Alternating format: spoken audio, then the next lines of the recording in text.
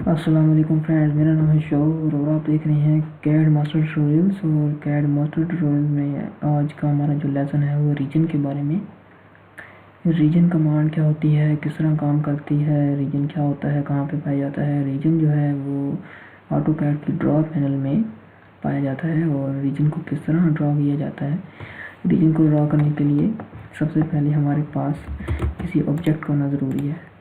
उसके लिए हमने REC रेक्टेंगल किया और रेक्टेंगल ड्रॉ किया। ये देखें, ये एक पॉलीलाइन में बना हुआ ऑब्जेक्ट है। इसके हम प्रॉपर्टी लें Ctrl+1 एंटर, तो ये हमें कह रहा है कि दिस इज पॉलीलाइन।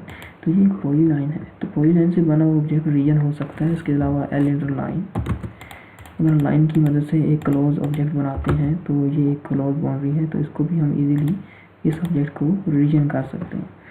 रीजन कैसे किया जाता है, इसकी शॉर्ट कमांड जो है वो REG है। तो ये है रीजन कमांड, ड्रॉ के अंदर पाई जाती है रीजन। तो REG region command select objects, तो एक से ज़्यादा ऑब्जेक्ट भी सेलेक्ट किए जा सकते हैं। क्लिक करें ऑब्जेक्ट के ऊपर और एंटर प्रेस करें, आपका ऑब्जेक्ट रीजन के अंदर चेंज हो गया।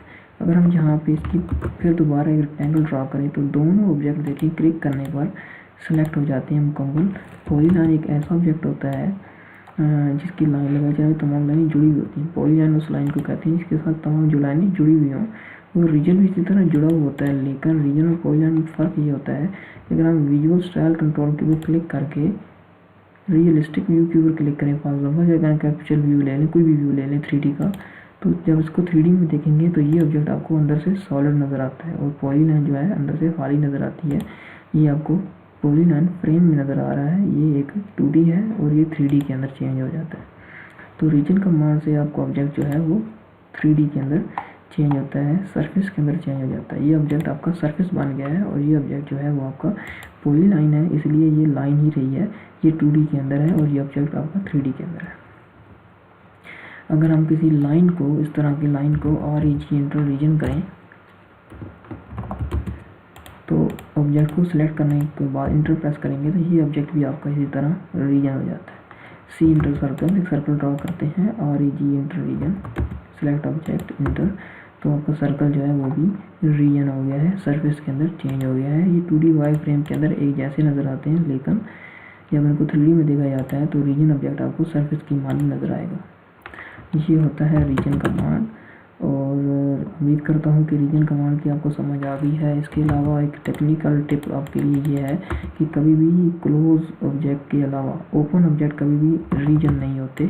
ये ऑब्जेक्ट है जो कि ओपन है, इसको रीजन करेंगे तो ये रीजन नहीं होगा, ठीक है। रीजन के लिए ऑब्जेक्ट का क्लोज होना बहुत ज़रूरी है और ना ही इस किस्म का कोई ऑब्जेक्ट इसके एंड और स्टार्ट पॉइंट आपस में जुड़े हुए ना हो, वो ऑब्जेक्ट भी कभी भी रीजन नहीं होता। देख सकते हैं ये ऑब्जेक्ट रीजन नहीं हो रहा क्योंकि ये इसके ऑब्जेक्ट आपस में जुड़े हुए नहीं है कोने। अगर दोनों एंड पॉइंट आपस में जुड़े होंगे तो REG इंटर रीजन, तो इन दोनों ऑब्जेक्ट का जुड़े होने की वजह से अब ये ऑब्जेक्ट रीजन हो चुका है। इसको अगर हम यहाँ से रियलिस्टिक व्यू में देखेंगे तो ये ऑब्जेक्ट आपको रीजन नजर आएगा और ये पॉलीलाइन के अंदर है, लिहाजा ये रीजन नहीं है। REG enter region, click enter, और ये ऑब्जेक्ट अभी आपका रीजन हो गया। ये होता है रीजन ऑब्जेक्ट और उम्मीद करता हूँ कि रीजन की कंसेप्ट आपको आ गए हैं। रीजन के ऊपर खासतौर पे प्रैक्टिस करें, बहुत ही ज़रूरी कमांड होती है ये, और इंशाल्लाह आपको रीजन की समझ आ गई है। तो इंशाल्लाह आपको नेक्स्ट लेसन में मिलूँगा, तब तक के लिए अपना ख्याल रखें। अल्लाह हाफ़िज़।